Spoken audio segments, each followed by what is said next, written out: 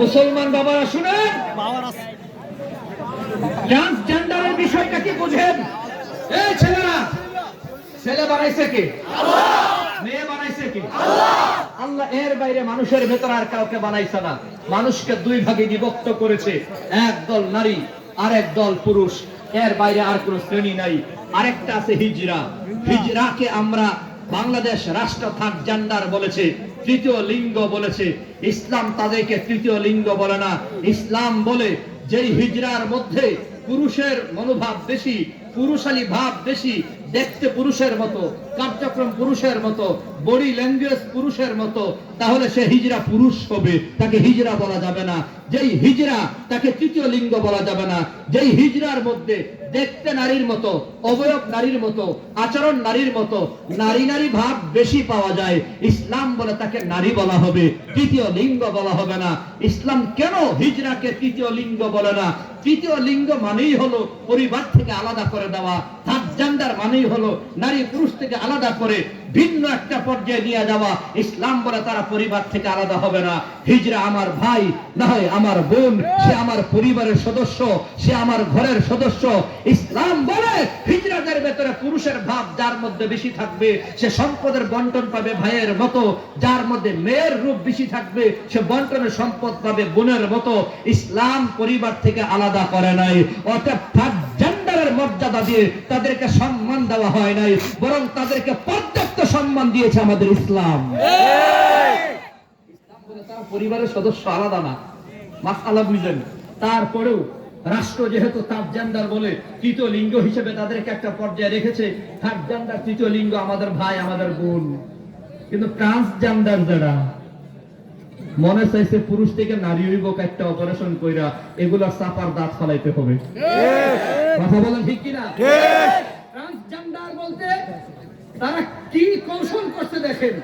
হঠাৎ করে সকালবেলা উচ্চা কইব আমি এখন থেকে আমজাদ হোসেন আশরাফি না আশরাফিয়া, আশরাফা মানে ফরিদ না ফরিদা, শরীফ না শরীফা। নিজের মনে চাইছে পুরুষ থেকে ভিডিও হয়ে যাবো, নিজের মনে চাইছে ভিডিও থেকে পুরুষ হয়ে যাবো, দাবি করবো নারী হয়ে গেছি। আসলে আমি পুরুষ, বিয়ে করবো আরেকটা পুরুষ রে, পুরুষে পুরুষে বিয়ে, সমকামিতা চালুর ষড়যন্ত্র। মেয়েটা দাবি করবে আমি ছেলে হয়ে গেছি মনে মনে, অতএব আমার বিয়ে হোক আরেকটা মেয়ের সাথে, মেয়েতে মেয়েতে বিয়ে, সমকামিতা চালুর তারা ষড়যন্ত্র করতেছে। এই আইন যদি বাংলাদেশে পাশ করতে চায়, আমরা কি সে আইন পাশ করতে দেব? কথা বলেন দেব? যদি এই আইন পাশ করার কোন ষড়যন্ত্র চলে, 92% মুসলমানের দেশে রব্বে কাবার কসম করে আজকে মুসলমানদের জনস্রোত থেকে ঘোষণা করতে চাই, বাংলাদেশে যদি সমকামিতা চালুর ষড়যন্ত্র চলে, এটাকে রুখে দেওয়ার জন্য রক্ত দিতে হয়, যুদ্ধ করতে হয়, শহীদ হতে হয়। কারা কারা রাজি আল্লাহর হাত দেখান? আল্লাহ কবুল করেন, সবাই বলে আমিন। চিন্তা করছেন বিষয়টা? গতকাল দেখলাম এক ছেলে, শুনেন, এক ছেলে দোকান থেকে সদাই কিনছে 600 টাকার। 600 টাকার কথা কয় না, না একদম চুপচাপ শুনেন। ফাইজলামি করেন না কি মিয়া? একবার বলছি ভালো না লাগলে দাঙ্গা। আমি তো কোরআন থেকে কথা বলতেছি, হাদিস থেকে কথা বলতেছি, মনোযোগ সহকারে শুনতে বলে শোনা দাঙ্গা। এত পাতলার হালকা মনে করেন কেন? মনে কথাগুলো কি একেবারে উজুল ছাড়া বলতেছি না? পেছনে পাওয়ার না থাকলে বলতেছি না? ফাইজলামি ছাড়েন, কোরআন হাদিসের কথা মনোযোগ সহকারে শুনেন। উনি দেরিতে আসবে, বয়ান লম্বা করবে, অসুবিধা কি? বললাম যে চলে আসতেছে, একটা লোক আসতেই পারে, একটু সময় নিতেই পারে, তাড়াহুড়া করলে কিচ্ছু করার তো নাই। সারা বাংলাদেশের ব্যবস্থা সবকিছু চিন্তা ভাবনা করতে হবে। নামাজ পড়তেছে, যাই হোক আলহামদুলিল্লাহ।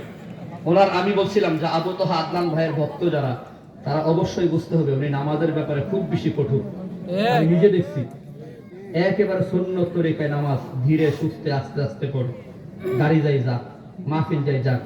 উনি কিন্তু মাহফিলের মতো প্রফেশন কোনো বক্তা না। আপনি আজকে পাগল হিসে অনেক দাওয়াত দিবার লাগে আমার কয় একটু কষ্ট করে দাওয়াতটা দিয়ে দেন। উনি দাওয়াত নিবার লাগি ঘুরে না, ওনাকে অনলাইনে ওনার ফর্ম আবেদন করতে হয়। 1 বছর আগে আমি ফর্ম আবেদন করছিলাম অনলাইনে। অনলাইন তো বুঝেন, ওনার একটা অ্যাপস আছে, সেখানে ঢুইকা ওনার একটা ফরম আছে, সেখানে এলাকার নাম, দায়ীকে, মানুষ কেমন হতে পারে, মাঠ কেমন, পর্যাপ্ত পরিবেশ কেমন,